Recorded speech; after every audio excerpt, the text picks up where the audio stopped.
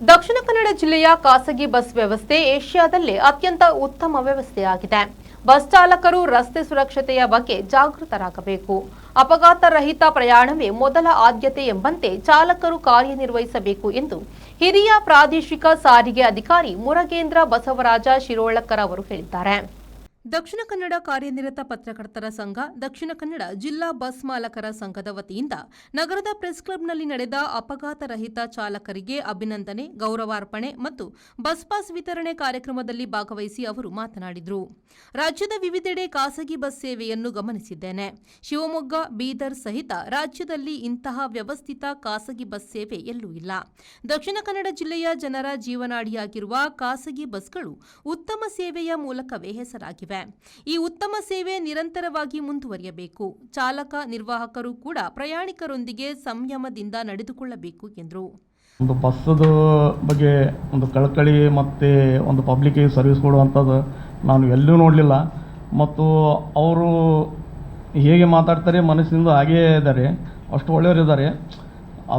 ಅದೊಂದು ದಕ್ಷಿಣ ಕನ್ನಡ ಜಿಲ್ಲೆಗೆ ಒಂದು ಅವರಂಥ ಅಧ್ಯಕ್ಷ ಸ್ಥಾನ ಸಿಕ್ಕಿದ್ದು ಧನ್ಯ ಅಂತ ತಿಳ್ಕೊಂಡು ನಾನು ಇದು ಖಾಸಗಿ ಬಸ್ ಸೇವೆಯನ್ನು ನೀಡ್ತಾ ಇದ್ದಾರೆ. ಅದಕ್ಕೆ ನಮ್ಮ ದಕ್ಷಿಣ ಕನ್ನಡ ಜಿಲ್ಲೆಯ ಜೀವನಾಡಿ, ಯಾಕಂದರೆ ಇವ್ರನ್ನ ಬಿಟ್ಟರೆ ನಮಗೆ ಇವರೇ 99.99% ಸರ್ವಿಸ್ ಕೊಡೋದು ಮತ್ತು ಒಳ್ಳೆಯ ಸರ್ವಿಸು ಕೊಡ್ತಾ ಇದ್ದಾರೆ.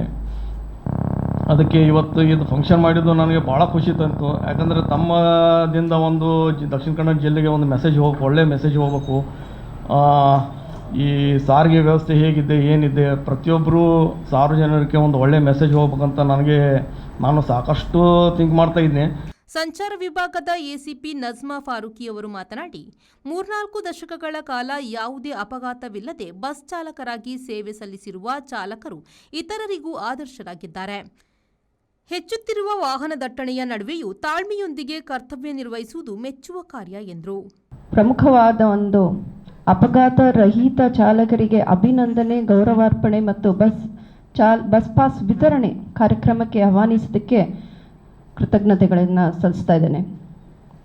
ಇದು ಒಂದು ಅಪರೂಪದ ಒಂದು ಕಾರ್ಯಕ್ರಮ. ನಮ್ಮ ಭಾರತ ದೇಶದಲ್ಲಿ ಹೇಗೆ ದಕ್ಷಿಣ ಕನ್ನಡ ಜಿಲ್ಲೆ ಮೊದಲನೆಯ ಬಾರಿಗೆ ಬ್ಯಾಂಕ್ ವ್ಯವಸ್ಥೆ ಹುಟ್ಟುವುದಕ್ಕೆ ಒಂದು ಕಾರಣಕರ್ತರಾಗಿದೆಯೋ ಅದೇ ರೀತಿ ಖಾಸಗಿ ಬಸ್ ವ್ಯವಸ್ಥೆಯು ಅದರದೇ ಆದ ಒಂದು ಇತಿಹಾಸವನ್ನು ಇಲ್ಲಿ ಕಂಡಿದೆ. ಅದರ ಜೊತೆಗೆ ನಮ್ಮ ಪ್ರಜಾಪ್ರಭುತ್ವವಾದ ಭಾರತ ದೇಶದ 4ನೇ ಅಂಗವಾದ ಮಾಧ್ಯಮ, ಇವೆರಡರ ಸಂಗಮ ಅಂತ ನಾನು ಇಲ್ಲಿ ಹೇಳ್ಬೋದು. ಸತತವಾಗಿ 3 ದಶಕಗಳ ಕಾಲ ಆಕ್ಸಿಡೆಂಟ್ ಇಲ್ಲದೆ ಒಂದು ಬಸ್ ಓಡಿಸುವಂಥದ್ದು ನಿಜವಾಗ್ಲೂ ಅದು ಪ್ರೇರಣೆಯಾಗಿರುವಂಥ ಕಾರ್ಯ. ಇಂಥ ಬಸ್ ಚಾಲಕರು ಇನ್ನೊಬ್ಬರಿಗೆ ಪ್ರೇರಣೆ ಆಗಬೇಕು. ದಿನನಿತ್ಯ ನಾವು ಸಂಚಾರದಲ್ಲಿ ನೋಡ್ತಾನೆ ಇರ್ತೀವಿ, ಒಂದಿಲ್ಲ ಒಂದು ಅಪಘಾತಗಳು ಆಗ್ತಾನೆ ಇರುತ್ತವೆ. ಅದರಲ್ಲೂ ಸಹ ಬಸ್ಗಳಿಂದನೂ ಕೆಲವೊಂದು ಅಪಘಾತಗಳು ಆಗುತ್ತೆ.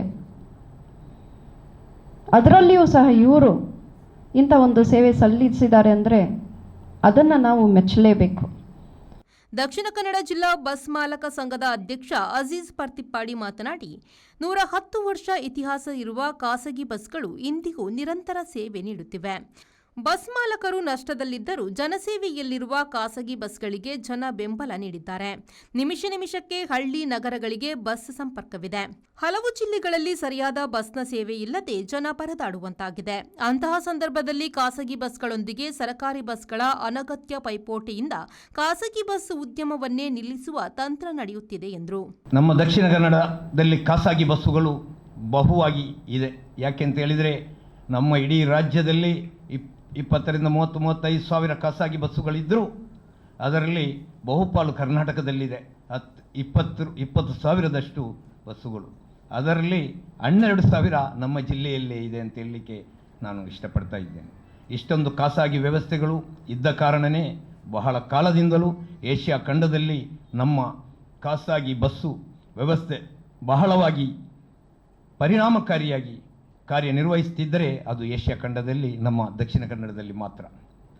ಖಾಸಗಿ ಬಸ್ಸುಗಳು ಇಲ್ಲಿ ಇರುವುದರಿಂದಲೇ ಇಷ್ಟೊಂದು ಸಂಖ್ಯೆಯ, ಯಾಕೆಂತ ಹೇಳಿದರೆ ಇಡೀ ಜಗತ್ತಿನಲ್ಲಿಯೇ ಬಹಳಷ್ಟು ಜನ ಬಂದು ಇಲ್ಲಿ ವಿದ್ಯಾರ್ಜನೆ ಮಾಡಿ ಹೋಗುವಂಥ ಆದಷ್ಟು ಶಿಕ್ಷಣ ಸಂಸ್ಥೆಗಳು, ಮೆಡಿಕಲ್ ಕಾಲೇಜುಗಳು, ಡೆಂಟಲ್ ಕಾಲೇಜುಗಳು, ಆಸ್ಪತ್ರೆಗಳು ಹಾಗೂ ಕೈಗಾರಿಕೆಗಳು ಇಲ್ಲಿ ಭಾಳಷ್ಟು ಬೆಳೆದು ನಮ್ಮ ಜಿಲ್ಲೆ ಒಂದು ವರ್ಣರಂಜಿತ, ಒಂದು ಕಲರ್ಫುಲ್ ಆಗಿ ಬಹಳಷ್ಟು ಸೊಗಸಾಗಿ ಕಾಣುವುದಕ್ಕೆ ಇಲ್ಲಿ ದಕ್ಷಿಣ ಕನ್ನಡ ಬಸ್ ಮಾಲಕರ ಸಂಘವು, ದಕ್ಷಿಣ ಕನ್ನಡ ಬಸ್ ಮಾಲಕರು ಖಾಸಗಿ ವ್ಯವಸ್ಥೆಯನ್ನು ನಿಮಿಷಕ್ಕೆ, ಸೆಕೆಂಡಿಗೆ, ಮೂಲೆಗೆ ಎಲ್ಲ ಹಳ್ಳಿಗಳಿಗೂ ವಿಸ್ತರಿಸಿ ಸೇವೆ ಕೊಟ್ಟದ್ದೇ ಕಾರಣ ಅಂತ ಹೇಳಿದರೆ ಇದು ಜಗತ್ತು ಒಪ್ಪಿಕೊಳ್ಳಬೇಕಾದಂತಹ ಸತ್ಯ.